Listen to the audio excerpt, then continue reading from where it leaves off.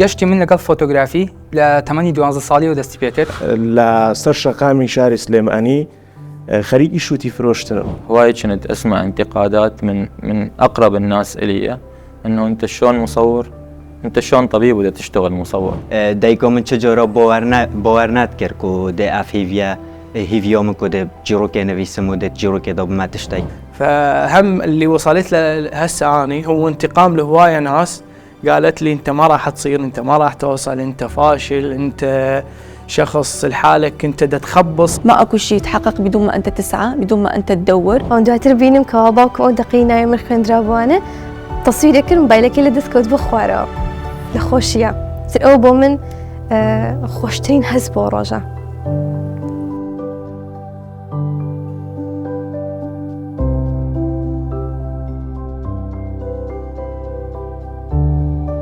بەشداریکردن لە ڕوانگە لەویستی ئەوە بوو کە بینیم ڕوانگە گرنگی بە هونەری گەنجان دەدا و ڕوانگە ئەوەی بۆ سەلماندم کە هونەرێکی وەکو هونەری فۆتۆگرافی دەکرێت تەنیا چرکانی وێنەیەک نەبێ، دەکرێت پامێکی زۆر قوڵتری لەدواوە بێت و لەگەڵ ئەوەشدا کە بۆمی سەلماند کە گرنگی کارەکەم، گرنگی هونەر کە گەنج چەندە مهمە کە لەگەڵ خوێندنەکەی هونەرێک بۆ خۆی بدۆزێتەوە کە پەری پێ بدات.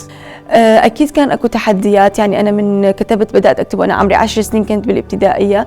أكيد ما كان أكو كثير ناس يثقون بكتاباتي أو كانوا يعتبرون إنه ممكن والدي هو اللي يكتب عني بصفة أنه هو كاتب يعني وعنده هاي الموهبة.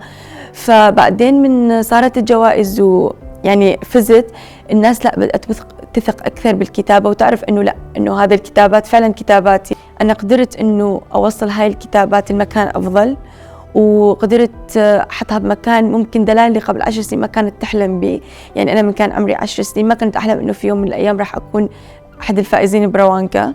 دايكو من چجورا باور کرد که ده اف هیویوم که ده جيروكي نویسم و ده جيروكي ده ما تشتاي. اگر مخالط روانگا نبر با اسناد شیام بما ریوبر ماسترین پارتوک خانل باجره دو که اسناد شیام بجداری پروژه که چیکرنا فیلم سازن گنج بکم و توی ده بما سیناره. اون همی پال پشتین برنا خالط روانگا بود. بصراحة الجائزة مال روانجا هي كانت يعني إضافة حلوة للسي في، إنه أنا أحد الفائزين بروانجا وهاي، والمبلغ اللي أخذته من روانجا حققت به أحد أحلامي الثانية اللي هي إنه أنا أكون دراج.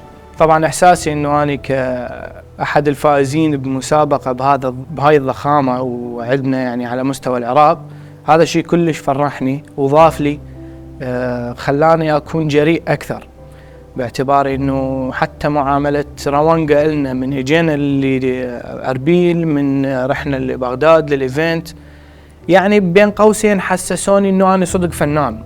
زۆرێک لە مامۆستاکانم پێیانوتم دەست بە وشاکارەمە بە توێ هێشتا قوتابیت ناتوانانی سەرگەوتم بەدەست بێنی. ڤیتیەک کە ئامادە کرا بوو تاری دەستگای ڕوانگە بوو، جەنابیان سەرۆکی دەستگای ڕوانگە کاگی دریس دروشمێکی هەبووتی بڕیار بدە هەوڵ بە سەرکەوتن بەدەست بێنە. ئەو قسەی جەنابیان لە شاشەکە بووە پاڵپشتیەک و سەپۆرتێکی من. وێنەیەکی من هەیە لە سەر شەقامی شاری سلێمانی خەریکی شوتی فرۆشتنم و وێنەیەکی تریشم هەیە هەر لە خوار ئەوە دانراوە، سڵاوی کۆتایی وەکو دەرهێنەر کە بۆ بینەرێکی زۆر ئەو ڕۆژە ئامادە بوو لە جەژنە بۆ بینەرانیەکەن.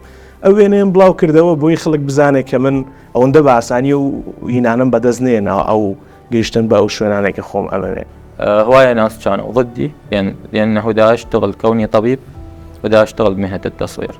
شلون طبيب وتشتغل بمهنة التصوير؟ هاي من أكثر الجمل اللي كنت أسمع. استمريت ما درت بال لهم، شوية شوية بديت أوعي أنه أوكي أنا لازم أغير شوية من أسلوبي، لازم ممكن أحدد الأمور اللي أريدها والأمور اللي أقدمها للزبون. شوية شوية بدأ يصعد اسمي الحمد لله.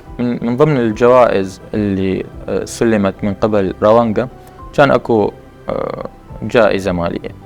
هاي الجائزة بوقتها أخذتها استثمرتها بعدسة، وفعليا من وراء هاي العدسة يعني هاي العدسة أدت إلى أنه شغلي يتطور بشكل كبير بمجال الجلسات في وقتها، وكلش كانت سبب أنه أتقدم بالشيء اللي دا أسويه، وخلينا نقول أقفز من ليفل إلى ليفل ثاني.